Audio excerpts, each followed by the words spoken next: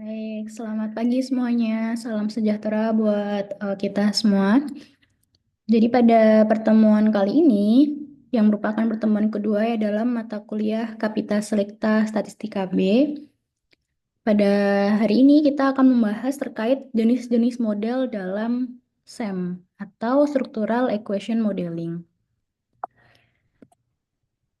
Baik, untuk sedikit mereview materi minggu lalu, kita sudah belajar terkait konsep dasar SEM, yang mana SEM itu merupakan metode multivariat yang digunakan untuk menjelaskan hubungan antar multiple variabel. Kemudian kita juga sudah belajar terkait variabel laten dan variabel indikator. Jadi variabel laten itu merupakan variabel yang tidak dapat diukur secara langsung. Sedangkan indikator merupakan efek atau ukuran dari variabel laten yang mana dapat dianalisis atau diukur secara empiris.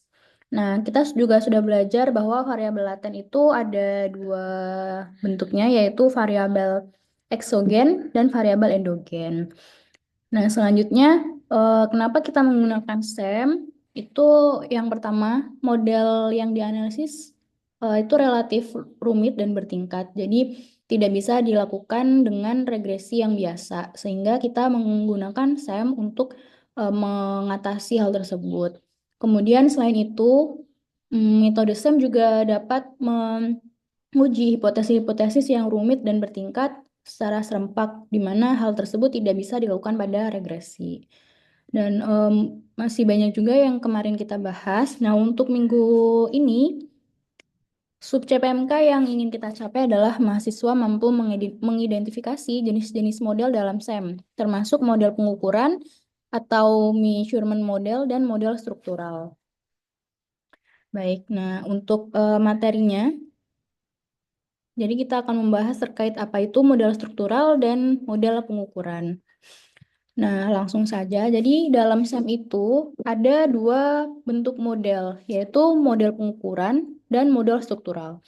Nah, perbedaan yang paling terlihat dari kedua model ini adalah bagaimana mereka menggambarkan hubungannya. Jadi ketika di model pengukuran itu menggambarkan hubungan antara variabel laten dengan manifestnya atau indikator-indikatornya. Misalnya, kita memiliki variabel laten trust.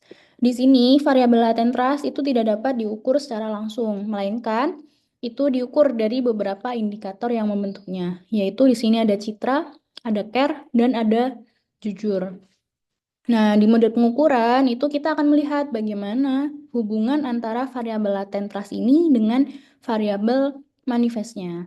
Nah, sedangkan pada model struktural, jadi pada model struktural ini dia menggambarkan hubungan antar variabel laten. Jadi ketika kita mempunyai tiga variabel laten, misalnya di sini ada dua variabel eksogen yaitu trust dan satisfaction, dan satu variabel endogen yaitu loyalty. Nah, di sini model struktural itu digunakan untuk menggambarkan hubungan antar variabel laten. Jadi nanti di sini bisa melihat bagaimana pengaruh antara variabel trust dan satisfaction terhadap loyalty. Seperti itu. Jadi perbedaannya, jika pada model pengukuran itu menggambarkan hubungan antar variabel laten dengan indikatornya, sedangkan pada model struktural kita melihat hubungan antar variabel latennya.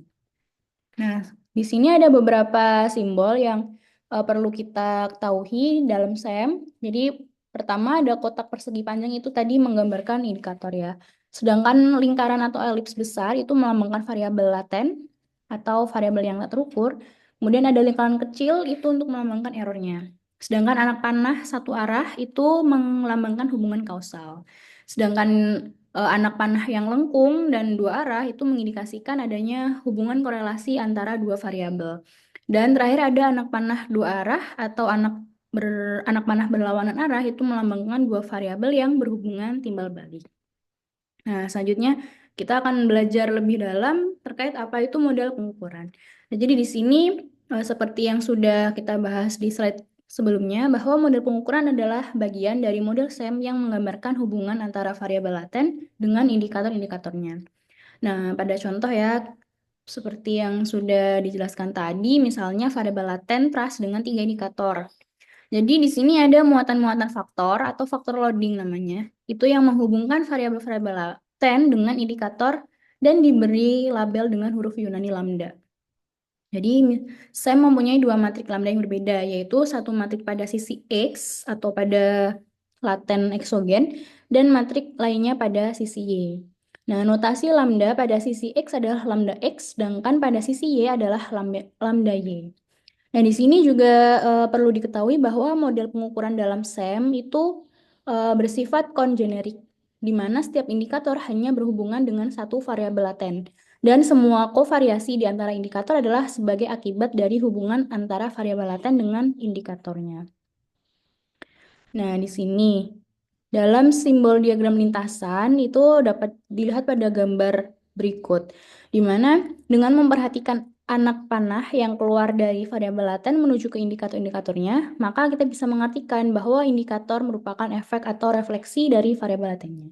Seperti yang sudah kita ketahui sebelumnya bahwa hubungan antara variabel laten dengan indikator ini dilambangkan dengan lambda. Jadi contohnya misal di sini, hubungan antara Si1 ya, Si1 ini itu adalah menyimbolkan laten eksogen terhadap X1. X1 ini adalah indikatornya. Jadi hubungannya atau efeknya itu dilambangkan dengan lambda X11. Nah, berikut dengan notasi matematiknya itu juga misalnya ini X1 berarti dia terbentuk dari lambda X11 dan juga Si1 dan berikut dan seterusnya. Oke, selanjutnya terkait model struktural. Jadi, seperti yang kita bahas tadi, bahwa model struktural itu menggambarkan hubungan-hubungan yang ada di antara variabel laten. Nah, jadi sebuah hubungan di antara variabel laten itu serupa dengan sebuah persamaan regresi linier di antara variabel-variabel laten tersebut. Jadi, parameter yang menunjukkan regresi variabel laten endogen pada variabel laten eksogen diberi label dengan huruf Yunani gamma. Sedangkan untuk regresi variabel laten endogen pada variabel laten endogen yang lainnya itu diberi tanda huruf Yunani beta. Nah, dalam SEM, variabel-variabel laten eksogen berkoveri secara bebas dan matriks kovarian variabel ini diberi tanda huruf Yunani pi. Untuk mempermudahnya, kita bisa melihat gambar berikut. Nah, jadi ketika hubungan antara variabel eksogen ya kita simbolkan dengan Si1, kita hubungkan dengan variabel endogen atau kita nyimbolnya dengan eta 1, maka di sini nama efeknya itu adalah gamma 11. Nah, sedangkan ketika kita melihat yang di sebelah sini, ini kan berarti antara variabel endogen terhadap variabel endogen. Itu kita menyimbolkannya dengan beta. Nah, dengan notasi matematik yang terbentuk juga konsepnya sama seperti yang model pengukuran tadi. Misalnya eta 1, di sini berarti dia terbentuk dari gamma 11, Si1, gamma 12, dan Si2, dan seterusnya. Nah, di sini ada alat analisis pada SEM itu yang berkaitan dengan model pengukuran dan model struktural. Di mana misalnya di sini ada confirmatory factor analysis atau CFA. Nanti kita akan membahas materi ini pada pertemuan minggu depan. Nah, di sini CFA itu digunakan untuk menguji sebuah measurement model atau model pengukuran. Dengan alat ini akan diketahui apakah indikator-indikator yang ada memang benar-benar dapat menjelaskan sebuah konstruk atau variabel laten. Jadi dengan melakukan CFA ini, dapat saja sebuah indikator itu dianggap tidak secara kuat berpengaruh atau dapat menjelaskan sebuah konstruk. Di pada contoh model pengukuran sebelumnya, tadi ya diuji apakah indikator-indikator citra perusahaan, care daripada karyawan terhadap pelanggan, serta kejujuran dari para pelayan dan pemilik benar-benar dapat menjelaskan atau mengukur kepercayaan atau trust yang bersifat laten. Jadi gunanya CFA di sini untuk menguji apakah indikator-indikator yang ada itu memang teruji kevalitannya. Apakah dia valid digunakan untuk mengukur variabel laten tersebut. Seperti itu. Nah, jadi kalau misalnya ada yang tidak valid, kita harus mengatasinya karena belum bisa dilanjutkan ke metode selanjutnya. Jadi harus teratasi dulu di CFA ini. Jadi kita harus memilih indikator yang memang valid digunakan untuk mengukur variabel laten. Nah, sedangkan di mode struktural itu kita menggunakan pengujian yang disebut multiple regression analysis. Ini digunakan untuk menguji sebuah struktural model. Jadi, ini gunanya juga untuk menjawab hipotesis yang kita punya. Jadi, dalam suatu penelitian itu kan pasti ada yang namanya hipotesis ya. Nah, untuk menjawab hipotesis tersebut, di SEM ini kita membutuhkan suatu pengujian nih. Nah, di sini bisa menggunakan multiple regression analysis. Jadi di alat ini akan diketahui apakah ada hubungan yang signifikan di antara variabel-variabel eksogen dengan endogen.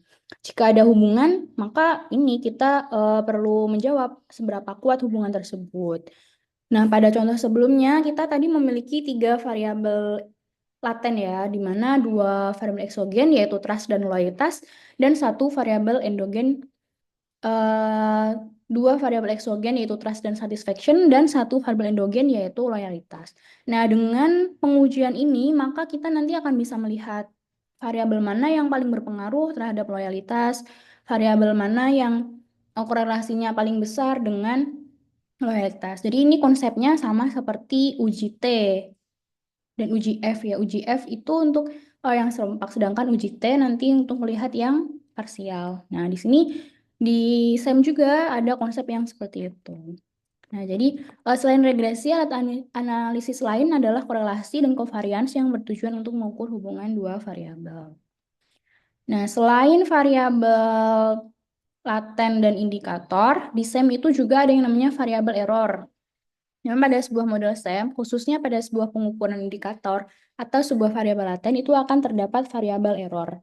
Nah, dalam SEM itu ada 2 jenis error juga, yaitu error pada sebuah measurement model atau model pengukuran, dan ada error pada sebuah struktural model.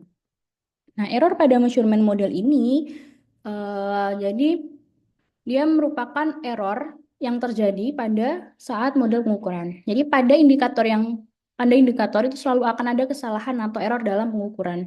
Sebagai contoh, layanan pada variabel laten satisfaction, tidak semua item pertanyaannya dapat mengukur secara tepat kepuasan seseorang. Karena kepuasan seseorang berbeda dengan lainnya atau sebab lainnya lagi.